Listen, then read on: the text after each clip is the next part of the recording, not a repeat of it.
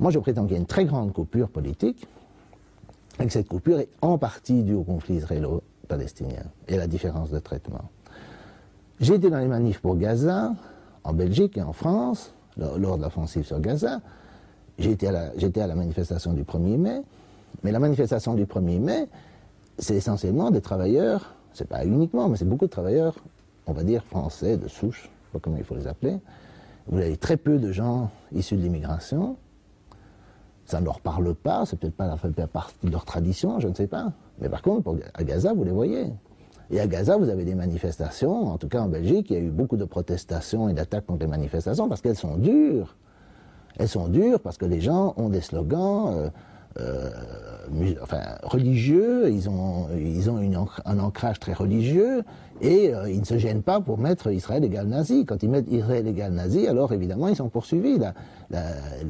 L'équivalent belge du CRIF a poursuivi tous les organisateurs, y compris les 3 principaux partis politiques francophones, parce qu'ils avaient participé à cette manifestation. Et donc, il me semble, enfin dans tous les trucs politiques auxquels je vais, moi je vois qu'il y a une coupure. Quand il s'agit de la Palestine, et accessoirement l'Irak, mais pas tellement, même à l'époque de la guerre en Irak, mais quand il s'agit de la Palestine, je vois une population immigrée massive, et quand je vais aux autres activités politiques, j'en vais à beaucoup, je ne les vois pas.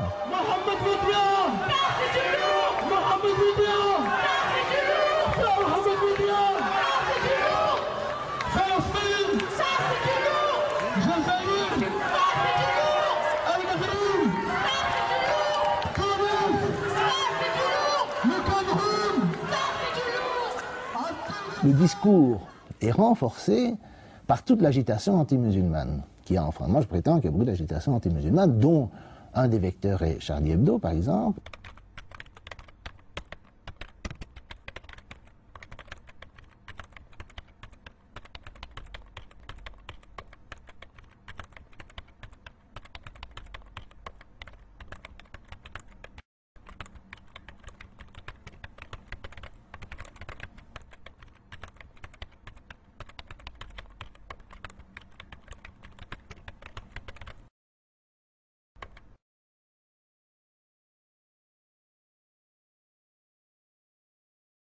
Et il y a beaucoup de vecteurs de gauche, si vous voulez.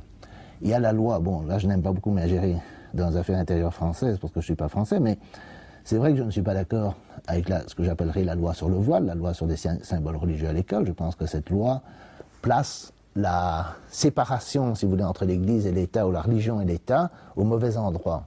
C'est-à-dire, je pense que l'école doit être neutre, ça c'est vrai, mais les utilisateurs, si on veut, les gens qui vont à l'école, ne devrait pas l'être, et je pense que les gens devraient être libres, en tout cas dans le climat de laxisme généralisé qui existe dans les écoles, que je n'approuve pas nécessairement, mais tout le monde est d'accord que l'école n'est plus ce qu'elle était, il n'y a plus de tablier, il n'y a plus d'uniforme, il n'y a plus tout ça. Il me semble que dans le climat généralisé de laxisme, mettre un voile sur sa tête, c'est vraiment pas, c'est quelque chose qui devrait être accepté. Et je ne suis pas d'accord que simplement parce que ça a une signification religieuse, ça devrait être interdit, parce que les opinions des gens dans une république laïque doivent être respectées. Les gens doivent avoir leurs opinions, quel que soit.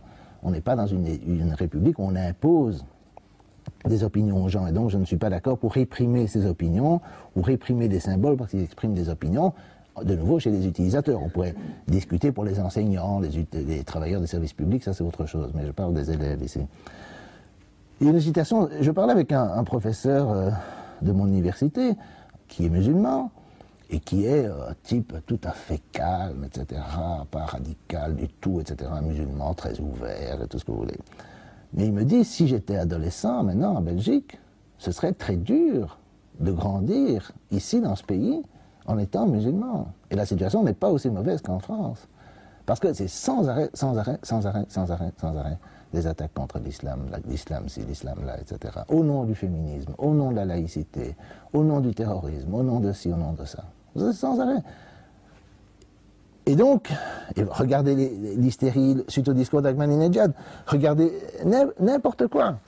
Et donc on a créé une situation de conflit, à mon avis, une division totale dans la société française. Moi je pense qu'on ne créera pas de mouvement social en France si on ne résout pas ce problème, si on ne résout pas, si on ne construit pas un pont, si vous voulez, entre nous, je ne veux pas dire nous pour tout le monde dans la salle, mais les gens comme moi, si vous voulez, les Souchiens, comme dit Ouria Boutelja, les gens de souche, et les gens issus de l'immigration. Parce que vous n'allez pas faire un mouvement social en oubliant la moitié, si pas plus, de la classe ouvrière. Or, aujourd'hui, la moitié, si pas plus, de la classe ouvrière est d'origine immigrée en France.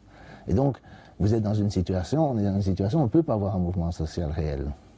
Et le débat, le problème n'est pas que fondamentalement économique, il est en grande partie symbolique. Et il est en grande partie lié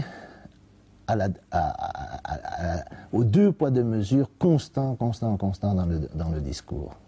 Qu'on soit beaucoup plus sage que ça, qu'on ne rentre pas dans ces provocations. Et c'est pour ça que... C'est l'autocensure, ça, Jamel. Tu comprends ce que je veux dire? Si on commence à pas faire de dessin pour pas choquer les musulmans... Non, si on fait...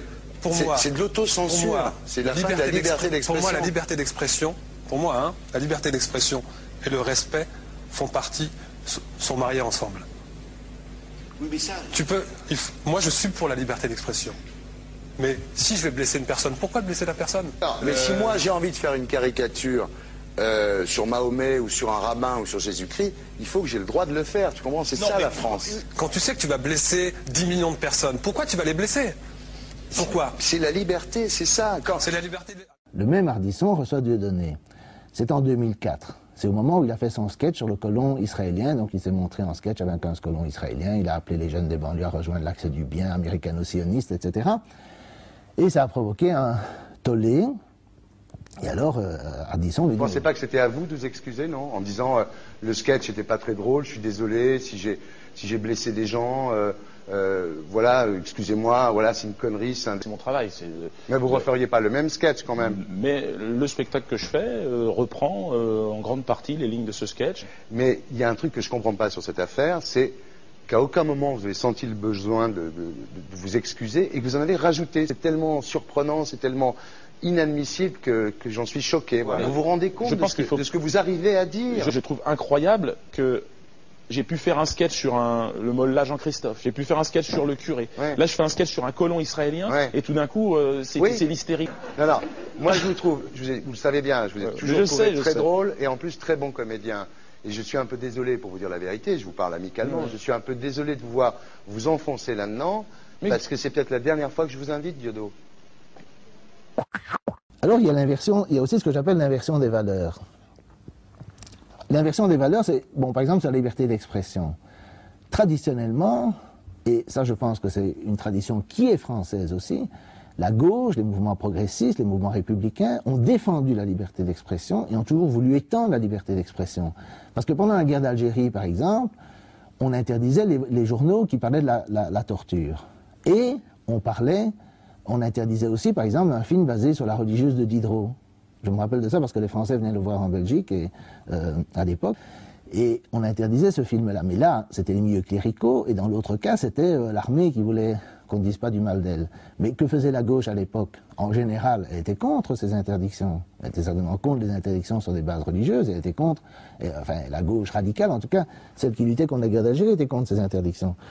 Or, depuis que les censures sont faites contre les antisémites, les racistes, etc., la gauche ne défend rien. Elle ne défend pas la liberté d'expression. Elle la défend sûrement pas dans l'affaire Dieudonné, ni en 2004, ni maintenant. Ces spectacles sont annulés les uns après les autres dans toutes les municipalités. On essaye de retirer des salles quand Tariq Ramadan essaye de parler. C'est les laïcs qui font ça. Il y a une inversion totale des valeurs depuis cette affaire-là. Parce que traditionnellement, moi, il n'y a rien à faire. La laïcité, pour moi, c'est la défense de la liberté d'expression, y compris pour nos ennemis. Quand Tariq Ramadan est venu parler à Bruxelles, un groupe sioniste les a attaqués, l'a attaqué dans le journal et a voulu l'empêcher de parler. Et finalement, il y a eu une coalition dont beaucoup de juifs progressistes se sont mis dedans, mais qui est une coalition pour qu'ils puissent parler. Et évidemment, il y a eu, c'était le plus grand auditoire à Bruxelles, enfin à l'ULB en tout cas, et